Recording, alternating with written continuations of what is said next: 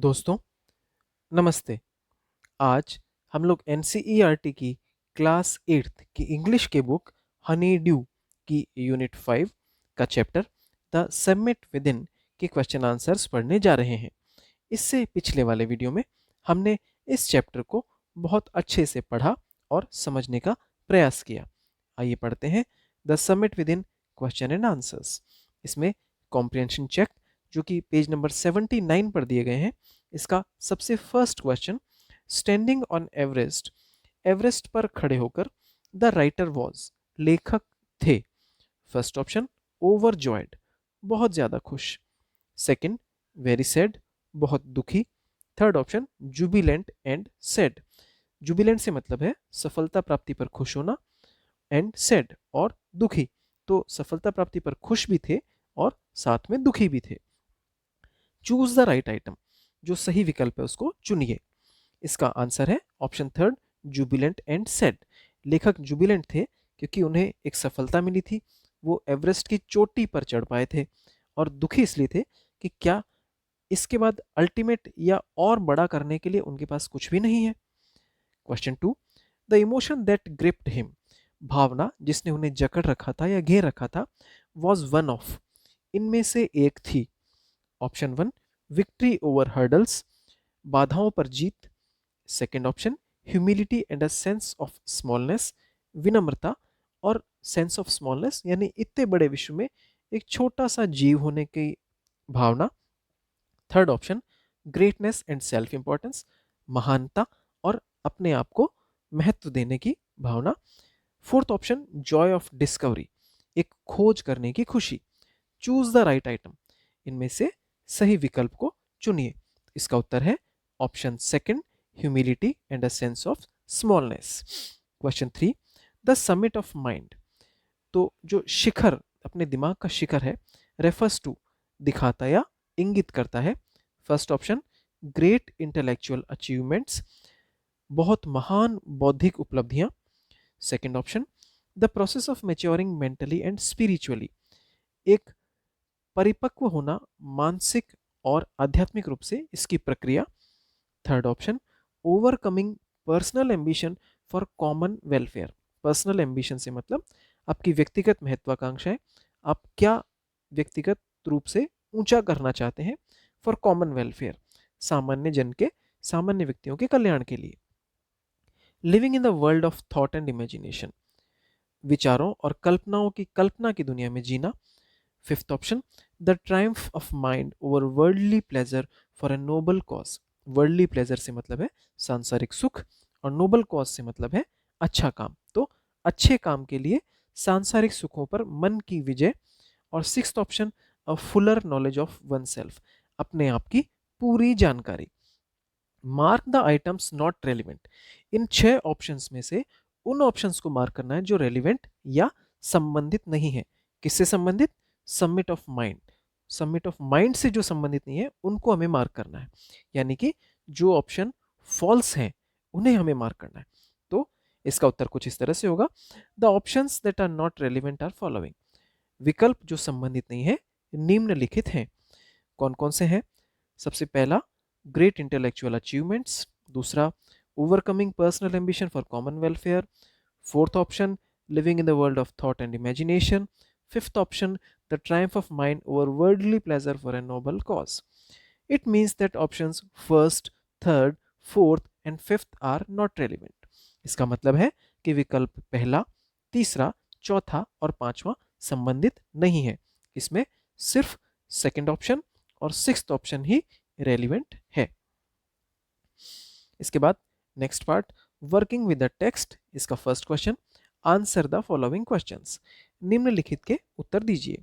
इसमें सबसे first, what are the three qualities that played a major role in the author's climb, वो कौन सी तीन क्वालिटीज या तीन गुण हैं जो कि लेखक की चढ़ाई में मुख्य योगदान निभाते हैं। Endurance, persistence, and the willpower were the three qualities that played a major role in the author's climb. तो endurance यानी सहन शक्ति, persistence यानी दृढ़ता, and the willpower और इच्छा शक्ति were the three qualities, तीन गुण थे that played a major role in the author's climb, जिन्होंने लेखक की चढ़ाई यानी लेखक जो शिखर पर चढ़ रहे थे उसकी चढ़ाई में प्लेड अ मेजर रोल यानी मुख्य भूमिका निभाई। क्वेश्चन 2, व्हाई इज एडवेंचर, जो साहसिक कार्य होते हैं वो क्यों, विच इज रिस्की, जो जोखिम भरे होते हैं, ऑल्सो प्लेजरेबल, खुशी देने वाले होते हैं। कहने का मतलब वो साहसिक कार्य जिनमें जोखिम या खतरा होता है उनसे हमें खुशी क्यों मिलती है। इसका उत्तर है human beings have an eternal love for adventure, जो इंसान होते हैं उनमें एडवेंचर या साहसिक कार्यों के प्रति इटर्नल लव, यानी इटर्नल से मतलब हमेशा से, सर्वकालिक, तो जो साहसिक कार्य हैं उनके प्रति इंसानों में हमेशा से प्यार रहा है। वी आर ऑलवेज हैप्पी, हमें हमेशा खुशी मिलती है इन कन्क्वेयरिंग ऑब्स्टेकल्स, बाधाओं पर विजय प्राप्त करने में। It is a general tendency in us, यह हम में एक स्वाभाविक प्रवृत्ति है, that first we take dangerous challenges, कि हम पहले तो जो खतरे वाले या खतरों के जो चुनौतियां होती हैं उनको लेते हैं, and then we are happy to complete them, और उसके बाद उसे पूरा करके हम खुश होते हैं। Question 3, what was it about Mount Everest that the author found irresistible, Mount Everest में ऐसा क्या था जिसे लेखक जिसका लेखक प्रतिरोध नहीं कर पाए, इररेजिस्टिबल यानी जिसका प्रतिरोध नहीं कर सके, अप्रतिरोध्य। तो ऐसी कौन सी खूबियां माउंट एवरेस्ट में थी जिसका लेखक प्रतिरोध नहीं कर पाए। इसका उत्तर है the summit of Everest attracted the author with its beauty, aloofness, ruggedness and the difficulties that come along the way. तो जो एवरेस्ट का शिखर था वो लेखक को अपनी सुंदरता, अलोफनेस यानी अलगावपन या पृथकता, अलग दिखने की जो अलग, किसी से जो अलग दिखता है उसे अलोफनेस कहते हैं, रग्डनेस कठोरता, and difficulties come along the वे, जो रास्ते के साथ साथ जो कठिनाइयां आती हैं ये सब लेखक को माउंट एवरेस्ट की जो क्वालिटीज थी या गुण थे वो आकर्षित करते थे। These were the challenges that author found irresistible, यही वे चुनौतियां थी जिन्हें लेखक ने इरेजिस्टिबल या अप्रतिरोध्य पाया। इसके बाद question 4, one does not do it for fame alone, एक इसे सिर्फ प्रसिद्धि के लिए नहीं कर सकता है। क्या नहीं कर सकता है, ब्रैकेट में लिखा हुआ क्लाइंब अ हाई पीक, एक ऊंची चोटी पर चढ़ना। What does one do it for really, तो वास्तव में वह किस लिए यह करता है, यानी जो भी पहाड़ की चोटी पर चढ़ता है वो सिर्फ प्रसिद्धि के लिए नहीं चढ़ता है, तो और कौन से कारण हैं जिसके लिए वह ऐसा करता है। इसका उत्तर है the physical conquest of the mountain is not just for fame, तो पहाड़ी पर विजय प्राप्त करना या शारीरिक रूप से चढ़ना सिर्फ प्रसिद्धि के लिए नहीं है। अपार्ट फ्रॉम दिस, इसके अलावा देर इज मच मोर, कुछ और ज्यादा है। It is a feeling of fulfilment, यह कोई काम पूरा करने की खुशी है, भावना है। The satisfaction of a deep desire, एक सेटिस्फेक्शन यानी संतुष्टि है, डीप डिजायर गहरी इच्छा, to rise above one's surroundings, अपने आसपास के चीजों से ऊपर उठने की जो गहरी इच्छा है। It is the eternal love for adventure in man, यह आदमी में साहसिक कार्यों के प्रति एक हमेशा से होने वाला प्यार है। This experience is not only physical, यह अनुभव सिर्फ शारीरिक नहीं है, but it is emotional and spiritual, बल्कि भावनात्मक और आध्यात्मिक भी है। Question 5, he becomes conscious in a special manner, वह कॉन्शियस यानी सचेत या जागरूक हो जाता है, इन अ स्पेशल मैनर, एक अलग ही तरीके से, of his own smallness in this large universe, इस बड़े ब्रह्मांड में अपने छोटा सा होने की भावना के प्रति। दिस अवेयरनेस, यह जागरूकता, डिफाइंस एन इमोशन, एक अलग तरह की भावना को डिफाइंस यानी परिभाषित करता है, mentioned in the first paragraph, जो कि पहले पैराग्राफ में मेंशन किया गया है या उल्लेखित किया गया है या दर्शाया गया है। विच इज द इमोशन, यह भावना क्या है, कौन सी है। इसका उत्तर है सीधा सा एक लाइन का उत्तर है, this awareness defines humility which is mentioned in the first paragraph, यह जागरूकता डिफाइंस या परिभाषित करती है ह्यूमिलिटी, विनम्रता को, which is mentioned in the first paragraph, जो कि पहले पैराग्राफ में उल्लेखित की गई है या दर्शाई गई है। इसके बाद question 6, what were the symbols of reverence left by members of the team on Everest. तो श्रद्धा के कौन से प्रतीक थे या क्या थे जो कि टीम के सदस्यों द्वारा एवरेस्ट पर छोड़े गए। यानी कि जिस टीम में अपने एचपीएस अहलूवालिया साहब शामिल थे, उस टीम के सदस्यों द्वारा श्रद्धा के प्रतीकों के रूप में एवरेस्ट पर क्या छोड़ा गया। इसका उत्तर है the author left a picture of Guru Nanak. जो लेखक थे उन्होंने गुरु नानक का एक चित्र छोड़ा। हिज कंपेनियन, उनके सहयात्री Rawat, left a picture of goddess Durga. Rawat ने दुर्गा देवी या दुर्गा माता का एक पिक्चर चित्र वहां पर छोड़ा।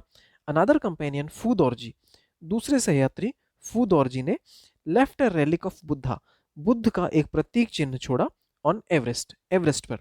These were the symbols of reverence, ये श्रद्धा के प्रतीक थे left by members of the team on Everest, जो कि टीम के सदस्यों द्वारा एवरेस्ट पर छोड़े गए। तो ये जो चिन्ह थे ये एचपीएस अहलूवालिया की टीम द्वारा या उनके सदस्यों द्वारा एवरेस्ट पर छोड़े गए। इस संबंध में एक बात कहना चाहूँगा कि मेरे एक स्टूडेंट ने मुझसे सवाल पूछा कि सर यहाँ पर आपने एडमंड हिलेरी का जिक्र क्यों नहीं किया, उन्होंने भी वहाँ पर एक क्रॉस दफनाया हुआ था। तो मैं यहाँ पर बताना चाहूँगा कि एडमंड हिलेरी 1953 में जो एवरेस्ट समिट थी उसमें शामिल थे। ये जो समिट है जिसका जिक्र एचपीएस अहलूवालिया साहब ने किया है, ये 1965 में हुई थी। इसमें एडमंड हिलेरी शामिल नहीं थे। तो इनकी टीम मेंबर्स द्वारा जो सिंबल ऑफ रेफरेंस छोड़े गए, आंसर में हम लोग सिर्फ उन्हीं का जिक्र करेंगे। एडमंड हिलेरी चूंकि इस टीम में शामिल नहीं थे तो उनका जिक्र करना मेरे हिसाब से उचित नहीं है, क्योंकि क्वेश्चन में भी सिर्फ टीम मेंबर्स ऑफ टीम कहा गया है, मेंबर्स ऑफ टीम्स नहीं कहा गया है। सिर्फ इन्हीं की टीम के मेंबर्स द्वारा जो रेफरेंस छोड़े गए थे उनके लिए पूछा गया है।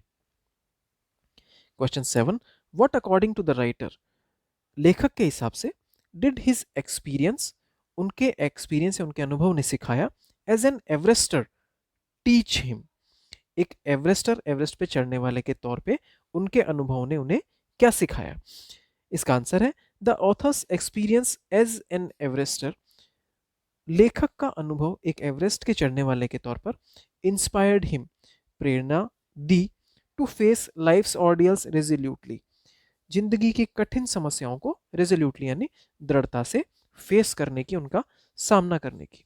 इसके बाद question 2, right a sentence against each of the following statement, जो कथन है या जो वाक्य है उनके आगे स्टेटमेंट या हमें उनका कथन देना है। Your sentence should explain the statement, आपका जो वाक्य है वह उस कथन को अच्छे से एक्सप्लेन या समझाने वाला होना चाहिए। You can pick out sentences from the text, आप चैप्टर या पार्ट में से भी सेंटेंस या वाक्य उठा सकते हैं एंड री राइट देम, और उनको दोबारा लिख सकते हैं। The first one has been done for you, इसमें से पहला आपके लिए किया गया है। तो फर्स्ट सेंटेंस है the experience changes you completely, अनुभव आपको पूरी तरह से बदल देता है। इसको हम लोग एक्सप्लेन करेंगे। One who has been to the mountain is never the same again, एक बार जो पहाड़ के ऊपर चढ़ता है वो पहले जैसा कभी नहीं रहता है। ही बिकम्स ओवरवेल्म्ड, वह अभिभूत हो जाता है या भाव विभोर हो जाता है। With a deep sense of joy and gratitude, एक गहरी भावना खुशी और कृतज्ञता की। He becomes more humble than before, वह पहले से ज्यादा विनम्र हो जाता है। ऑप्शन टू सॉरी पार्ट 2 या question 2, man takes delight in overcoming obstacles, आदमी को बाधाओं को पार करने में खुशी मिलती है। इसको हम लोग एक्सप्लेन करेंगे। Climbing a mountain is also like overcoming obstacles in a way, पहाड़ पर चढ़ना भी एक तरह से बाधाओं को पार करने जैसा ही है। Climbing to the summit means endurance, persistence and will, पहाड़ पर या शिखर पर चढ़ना एंड्योरेंस यानी सहिष्णुता, सहन शक्ति, परसिस्टेंस दृढ़ता एंड विल और इच्छा शक्ति पर चढ़ना है। The display of these physical qualities is undoubtedly exhilarating, इन तीन क्षमताओं या गुणों का प्रदर्शन निसंदेह रूप से रोमांचित करने वाला होता है। इसके बाद option 3, mountains are nature at its best, जो पहाड़ होते हैं वो अपने आप में प्रकृति का बेहतर रूप है। इसका हमने एक्सप्लेन किया है। Mountains also seem absolutely sinless like nature.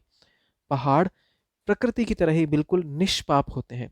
That is why they are considered as a medium of communication with God. इसीलिए उन्हें ईश्वर से संवाद करने का एक अच्छा माध्यम समझा जाता है। इसके बाद fourth, the going was difficult but the after effects were satisfying. Going was difficult यानी जाना, पहाड़ पर जाना कठिन है, बट द आफ्टर इफेक्ट्स लेकिन उसके बाद के जो प्रभाव हैं वर सेटिस्फाइंग, वो संतुष्टिदायक होते हैं। इसका उत्तर है it is very difficult to climb the summit. Summit या शिखर पर चढ़ना बहुत कठिन है, but after climbing the summit लेकिन शिखर पर चढ़ने के बाद there is a different enthusiasm. उसका एक अलग ही मजा होता है, एक अलग ही खुशी होती है। There is a joy to do something, एक खुशी होती है कुछ करने की। There is a feeling of victory and happiness, ये जीत की और खुशी की एक अलग ही फीलिंग यानी भावना है। Then comes the feeling of satiety, और उसके बाद भावना आती है सेटाइटी यानी संतुष्टि की। इसके बाद 5, the physical conquest of mountain is really a spiritual experience. तो पहाड़ पर चढ़ने की जो शारीरिक जीत है वो वास्तव में एक स्पिरिचुअल यानी आध्यात्मिक यानी आत्मा से मिलने वाला एक्सपीरियंस, अनुभव है। इसको हम लोग एक्सप्लेन करेंगे। The experience of mountain conquest is not only physical. तो पहाड़ पर विजय प्राप्त करने का जो अनुभव है वह सिर्फ शारीरिक नहीं है, it is emotional and spiritual, यह भावनात्मक और आध्यात्मिक है। One can experience changes with in one self which can be called mystical. एक व्यक्ति अपने आप में एक अलग तरह का परिवर्तन अनुभव करता है जो कि रहस्यपूर्ण है, मिस्टिकल यानी रहस्यमय। It teaches you a lot about the world and about your self.